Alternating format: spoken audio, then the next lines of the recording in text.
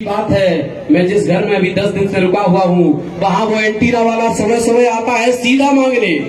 ये मेरी माताओं बहनों, आज आप कसम खा के जाइए, अगर आपको अच्छा लगे, आपको अगर अपनी पीढ़ियों से प्यार है तो इनको चाहे मंदिर के नाम पर, किसी भी नाम पर, पुजारी के रूप में, भिखारी के रूप में, हमको इनको दान नहीं देना है।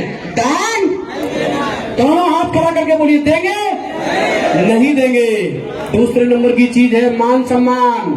जब ये हमारे इतने महापुरुषों का, महान चक्रवर्ती सम्राट बाबा साहब ज्योतिबा फुले पेरियार साहब, संत कबीर, संत तुकाराम, संत गाडगे, ऐसे महान लोगों का, माँ फतिमा शेख जैसे महान लोगों का सम्मान नहीं करते हैं, तो बताइए क्या हमको इनको मान सम्मान करना चाहिए? करना चाहिए? हमको किसका मान सम्मान करना चाहिए? अपने माता पिता का, अपने महापुरुषों का और अपने इन बुजुर्गों का, जो आप मेरे सामने बैठे हुए हैं। मेरे नौजवानों, अगर अपने जीवन में आपको कामयाबी हासिल करनी है तो इनको सम्मान देना सीखिए और इनका आशीर्वाद लेकर काम करिए। दुनिया की कोई ताकत आपकी कामयाबी को नहीं रोक सकती। तो बताइए, जब वो हमारे इन पुरुषों को, वो हमारी इन माताओं बहनों को, इन बुजुर्गों को क्या वो लोग सम्मान देते हैं? जब वो हमारे इनको सम्मान नहीं देते, हमारे अंदर इनका खून है, हम भी उनको सम्मान नहीं देंगे। हम गालियां देने की बात नहीं करते कि उनको गालियां दो या उल्टा सीधा बोलो, नहीं। वो हमारे लोगों का सम्मान नहीं करते, हम उनका सम्मान नहीं करेंगे। वो अपनों का करते हैं, हम अपनों का करेंगे। लड़ाई तो इसी की है ना। वो संविधान का विरोध करते हैं, हम संविधान को समर्थन करते हैं। हम आरक्षण का समर्थन करते हैं, वो आरक्षण का विरोध करते हैं। अपने लिए 10% ले लिया, कोई दिक्कत नहीं, लेकिन हमारे में दिक्कत है, तो भैया हम उनको सम्मान नहीं देंगे। और तीसरे नंबर की चीज है जो आपकी तकदीर और तस्वीर दोनों बदल सकती है, वो क्या है? मतदान। अगर प्राण के बराबर की कोई चीज है, जैसे मान के चलिए ये दादाजी के प्राण और मेरे प्राण और ये बच्चा के प्राण, बता बराबर है कि? कोई भी ऐसी चीज जो शरीर को संचालित करती है, सबकी बराबर है कि नहीं? और वैसे ही होता है वोट, चाहे राजा का हो चाहे भिखारी का। ये जो आज आपके सामने रजवाड़े के लोग आपकी थाली में खाना खा रहे हैं और आपकी बहन बेटियों के पांव छू रहे हैं, वो किसकी देन है? वो वोट की देन है। तो वोट में और कोई पासंग नहीं होता है। तो आज आपको ये संकल्प लेकर जाना है। अगर आपको मेरी बात अच्छी लगे तो संकल्प लेकर जाइए कि अपने जीवन में संकल्प लेते हैं कि इन आरक्षण विरोधी मनवादियों को हम अपने जीवन में कभी भी, इन तीनों वर्णों के लोगों को वोट दोनों हाथ खड़ा करके बोलिए, क्या देंगे? जो लोग संविधान का विरोध करते हैं, हमारे आरक्षण को खत्म करना चाहते हैं, बाबा साहब के संविधान को खत्म करना चाहते हैं, क्या हम ऐसे लोगों को वोट नहीं देंगे? किसको देंगे?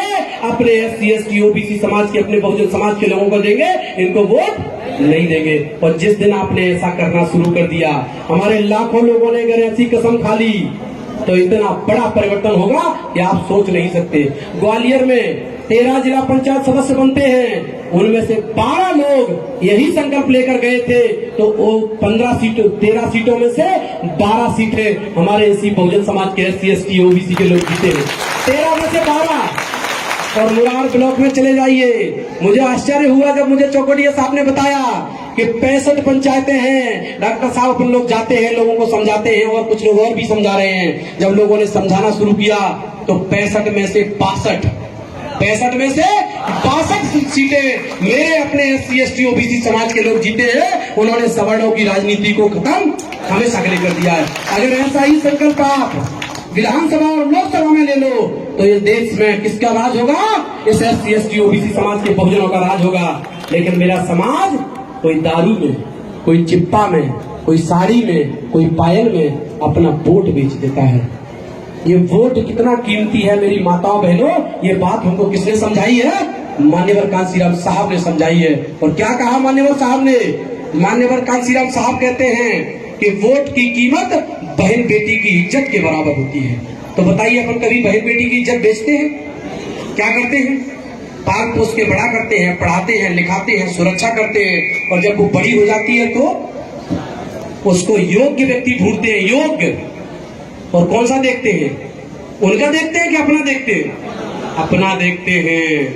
फिर अपने उस योग्य व्यक्ति को क्या करते हैं? सौंप देते हैं। वैसे ही क्या करना है, जब वोट की और बहन बेटी की दोनों की कीमत बराबर है, तो जब पर बेटी नहीं बेची जाती तो क्या वोट बेचा जाना चाहिए? बेचा जाना चाहिए क्या?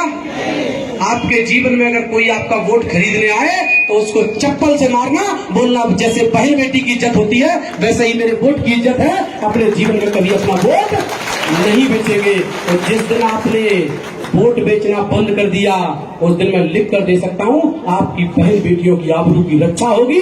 ये इस देश के मालिक बनेंगे और आप इस देश के शासक होंगे जिस दिन आपने अपने वोट की कीमत समझ ली।